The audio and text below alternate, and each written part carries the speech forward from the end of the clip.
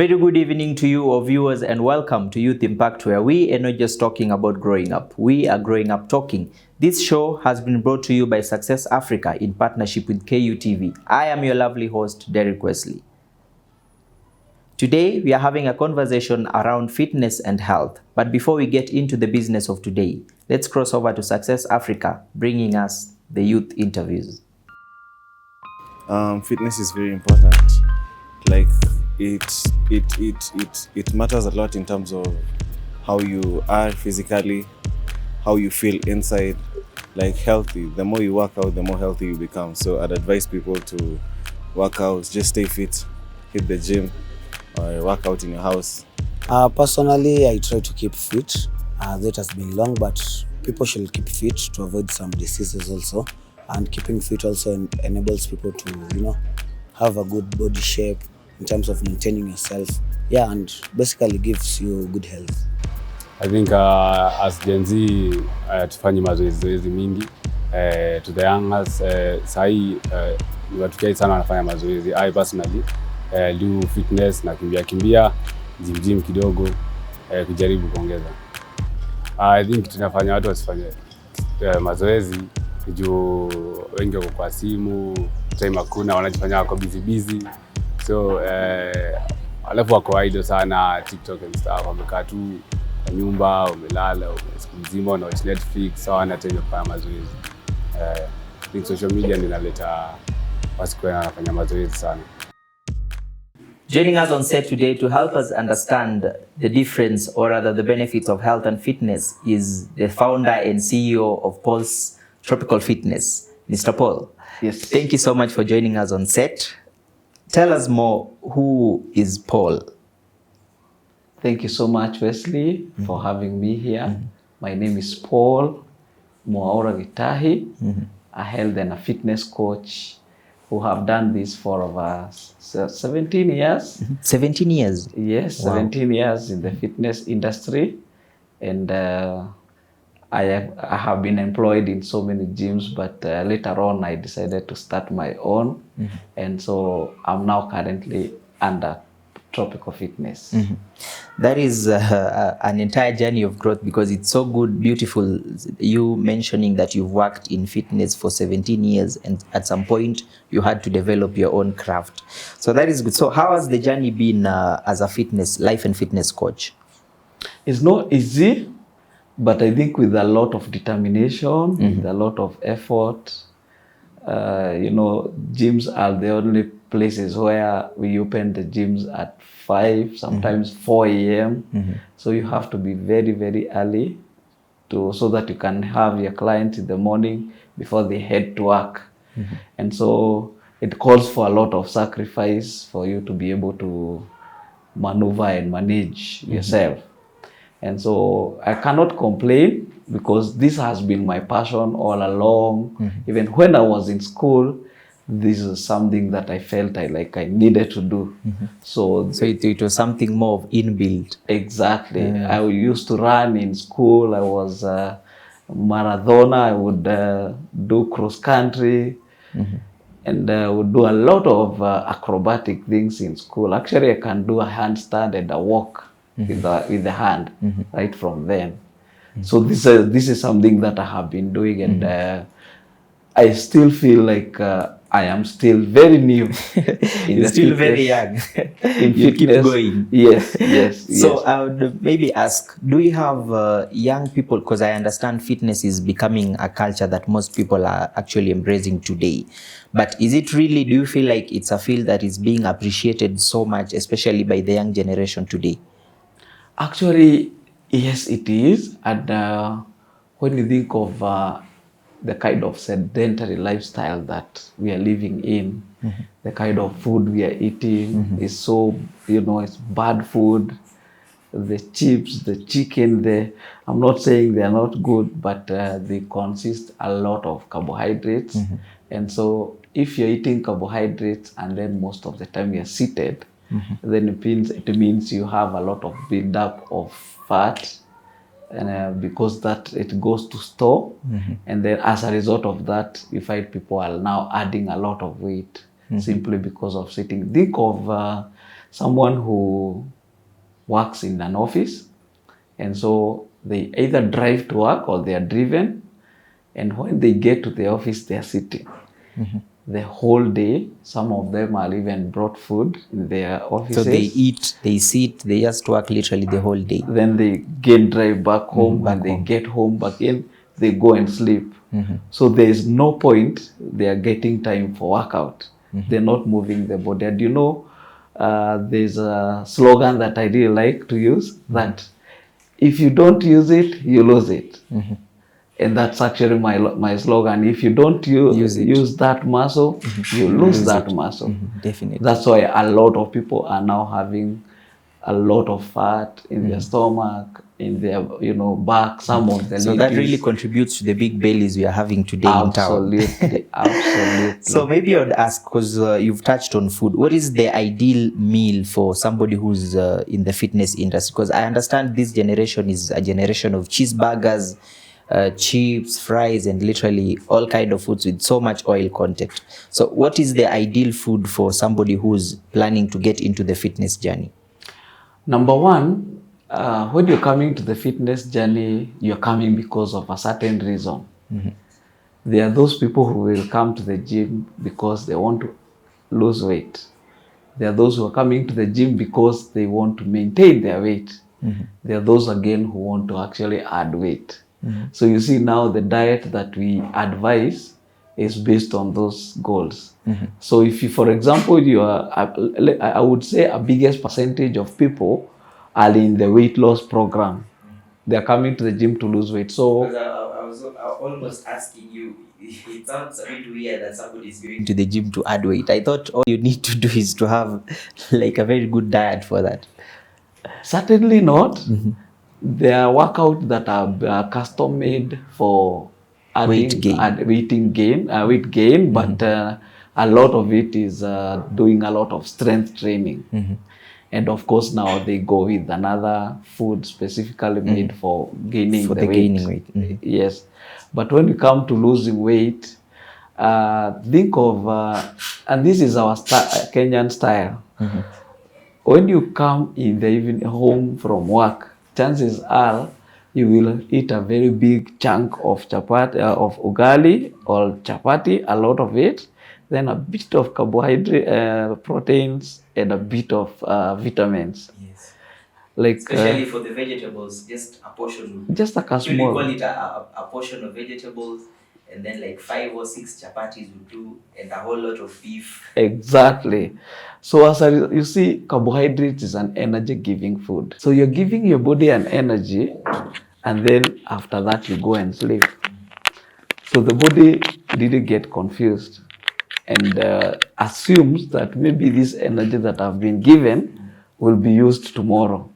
So it stores, and then it converts that energy into fat. Then tomorrow happens the same. When you eat carbohydrates, which is an energy-giving food, your body automatically detects that you want to get into work. Absolutely. And then once now you don't give that, it converts and stores. So it waits for you until when you will use this energy. And that's why we really we really advise that if you're to eat carbohydrates, we actually still advocate for having the vitamins, the minerals, the proteins, the carbohydrates in your meal. But we advocate it that if you are eating it maybe 3-4 hours before you sleep. That is if you must eat supper. But if you can't, just interchange that supper to become your breakfast. Let your breakfast be supper. And just do a lot of vegetables, a lot of fruits, because they're the one that will help your body to burn that extra fat that has been stored. So it's actually more safe if you take light meals before you go to bed. Absolutely. Okay. Nice. So I really want to understand the inspiration behind Paul's Tropical Fitness, because I understand mainly you work out. You've created an environment where people get to work out in the forest, enjoying the natural scenes and all that. But before that, we'd like to take a short break, and when we come back, we continue with the conversation.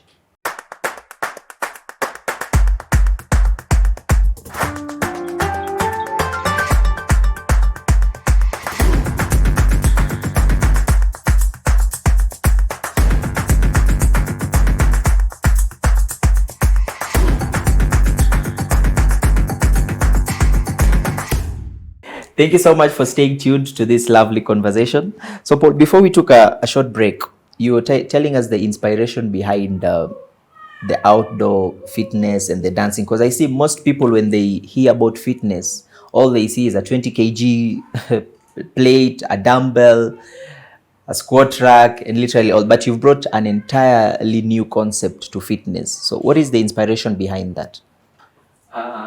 When you go to the gym, number one thing that you find is a very heavy weight. And we have trainers there who are pushing you. Realistically, that's not easy. I want to tell you now from the trainer's perspective that when we are pushing that client, we know that it's not easy for the client. And so we have come up with easy models of workout to make it fun, easy, something they can look forward to. And I asked myself, what is this thing that I like doing myself without even now involving the client? Do I love dancing? Yeah. Sometimes it's good to let go. So that was the idea that came to me, and I decided that doing dancing creates a low impact. And you know that low impact and high impact almost achieves the same. You may not have known that you will do a lot of sweating when you're dancing because you're working on your coordination, we are working on your flexibility, you're working on your balance. So as a result of all that, you find yourself that you are physically, mentally, spiritually engaged. And I developed a concept of training people who are 50 years and above, because that age is completely forgotten. Let me ask you, where is your mom? Certainly, they are at home, bored, relaxing, sitting the whole day. Who takes care of them? That's what I've discovered. A lot of people who retired are ailing in their homes and houses, and there's nobody who is looking up to them. So I developed a concept of bring them together, let's socialize, let's dance together, let's do some workout, let's make it as easy as it can. And trust me, they are really doing it. It's catching up. It's really Because I know catching up. people who are retired are assumed to be tired as well. You'll be surprised that now they are making the young run for their money. If you That come is and good. join that dance, you'll be surprised of how good those ladies are doing. So Dance. how do you coordinate all this? Like, how do you structure your training? So like for a person like me who is not so good at dancing and not so bad as well, so when I come to the class, is it the motive, is it to know how to dance or to just work out in a low pressure room and just be happy about the whole moment? Actually, that's the key thing. Be happy the whole moment. But when you come, we do a bit of warm up. Then thereafter we do a bit of dancing for your coordination. Then after that we do a bit of strength training. So we increase our pace, we increase our tempo of the music. Then after that we now using the dumbbells. Then after that we do stretches again. Then we go to the floor to do the core workout on our mats. After that we do a lot of stretches, and maybe sometimes you do a bit of massage. So it takes about 2 hours to get into the whole program. And trust me, that is as good as doing very high intense workout. And it has the same results. It has the same results. Scientifically, it has been proven that if you work out, you will keep away the doctor. A lot of people were coming with a lot of back problem, and this is certainly because of sitting. A lot of them are coming with shoulder pain. Maybe they lifted something. Maybe you will call me another day to describe how you're supposed to sit, how you're supposed, your posture and your form, how you're supposed to even walk. how you're supposed to lift something off the ground. So a lot of people are coming with a lot of injuries and of course lifestyle diseases, cancer, high blood pressure, hypertension, diabetes, everything. And as a result of just doing the workout. And anyway, that's why you go to the doctor and say, I'll give you this medication, but you must also work out. Yes. So for clients who are maybe coming into the gym with the illnesses, they're not able to endure that much. Let's say people who are having asthmatic conditions and their health is not that good. So how do you handle such clients? The people with the conditions are categorized in several things. There's something we call endurance workout. There's also another one called strength or resistance training and flexibility. If you have those three, then you consider yourself a fit person. So if you are asthmatic, know that we are struggling with your cardio, and so we do not give you very high intensity. So you basically mostly in cardio section, because cardio also helps burn a lot of calories, I understand. Absolutely, they do a lot of they burn a lot of calories. And for you to be able, someone asks me, how do you lose weight? Do you know weight loss is as very simple as just losing? Do you know how many calories you need to lose for 1 kg? It's 3,600 calories. 3,600 calories for you to lose 1 kg. 1 kg of weight. Yes. And on average, eating and on a normal day, you eat about 1,200. 1,200. Yes, so it's about of what you take in and what you take out. What you take out. Yes. So those people who eat a lot of food, they will take a lot of it. But it also depends on your body type. We have 3 types of body type. Body type 1 is called endomorph. Endomorph are this type of people who eat kidogo and the weight just goes. It gains. Then there are those who called mesomorph, they will eat a bit and they will gain kidogo and they lose. Then we have the ectomorph. The ectomorph are those kind of people who, irrespective of what they eat, no matter the quantity, they're always there. No matter the quantity, they will never add weight. And apparently, they call themselves fit. But do you know what? They're the most unfittest. I was almost saying I am one of them until I had the unfit. So I retract. Surprisingly, they're the one who have the highest cholesterol because they have that notion that, me, I'm looking good. I'm not adding weight, lean. so I'm okay. Yes, I'm lean. I don't need to go to workout. So they find themselves having very high cholesterol levels. And so being small or being big is not a determination. It's not a definition of fitness. You find people who are like very muscular and yet they can't be able to scratch their back simply because they are not flexible enough to reach their back. Yes. You find athletes who are very good cardio. Their endurance is on its highest level, but they can't lift weights. You find people who are doing yoga, very flexible, but yet they cannot run, so they have problem with their cardio. So fitness is very wide. It's very general. It's more of a chain. This has to happen for this to be successful. Exactly. So recently you did a talk with CITAM, I am made to understand. And CITAM is a church. So that brings us to an aspect of religion. For the longest time, religion has not been in line with fitness, especially in terms of modesty and how people appear or get to appear when they work out, because you cannot show up to a fitness club dressed in jeans and bulky clothes. So what is the relationship between religion today and fitness? Is it like they're starting to embrace and to respect the role of fitness in the culture of people? Absolutely. I am very, very delighted with the churches that are talking about the health and fitness wellness because we need to keep our body in good shape. Our body are the temples of the Holy Spirit. So there is no way you can keep that body in bad shape and yet you still claim that you are saved.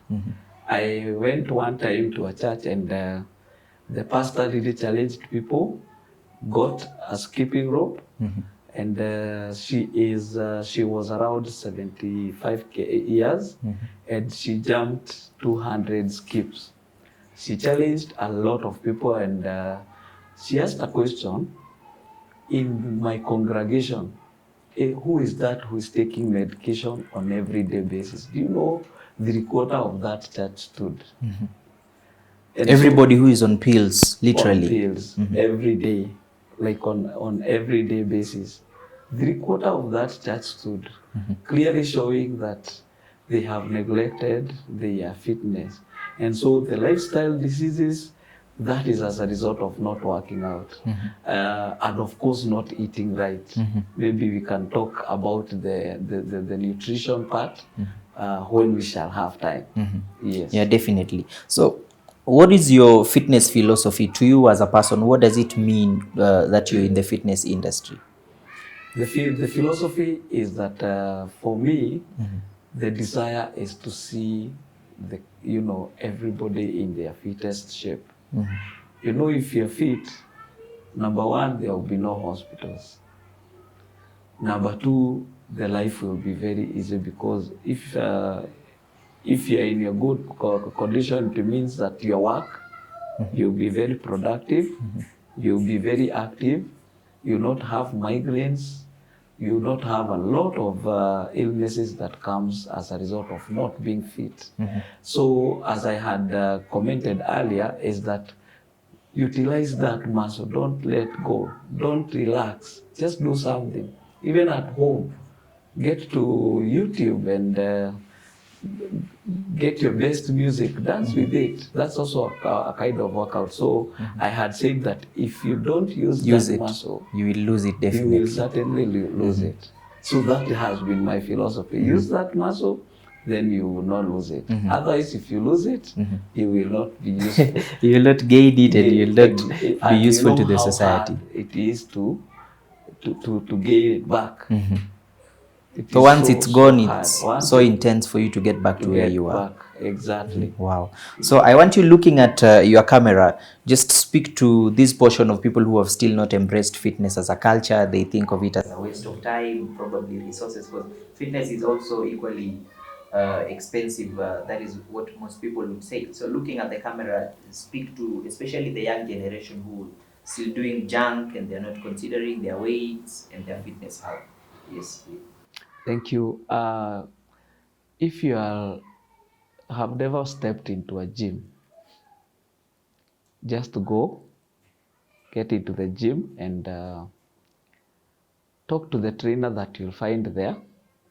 The trainer will help you develop a program.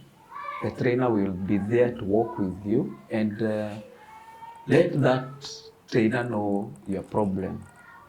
There's something we call fitness assessment, and the assessment entails letting the trainer to know that I have this condition, this is what I want to achieve, and the trainer should be able to make a custom-made program for you.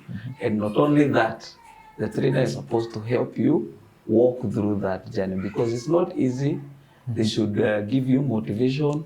They should push you when necessary. If you're crying, they should come and tell you, please continue crying. Then after that, we continue with our workout. But most importantly, let them know the importance of what they're doing. So if you're doing a back workout, know that it's good for your back. For chest workout, it's also good for, so it entails all that. Yes. Wow. Thank you so much, Paul, for joining us to this amazing conversation. I believe you've been of so much help to people. And personally, I'm considering starting to work out now that I've known the category that I belong in. And so many people are going to join me, including my director and my producer. They have to. So thank you so much. Mine is to congratulate you for the good work you're doing. Until we meet again next time. Thank you so much. And karibu sana to Tropical Fitness. I will. I'll definitely come and try the dancing, though my legs are not right, left. Okay. Thank you so much. Well, thank you so much, our viewers. As you've heard from Paul, if you do not use it, you will lose it. But before you lose it, You can start as early as now and enjoy your workouts. You don't have to do anything intense. Just be yourself, but make sure you don't lose it as young as you are. Thank you so much. We take a short break. When we come back, we bring you the youth of the week.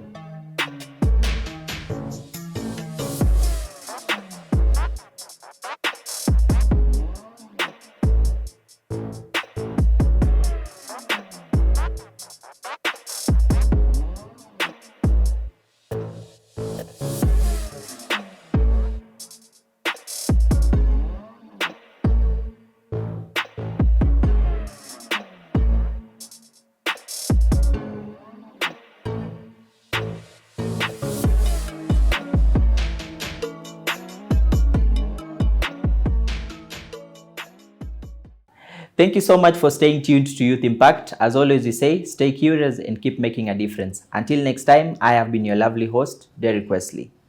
Adios.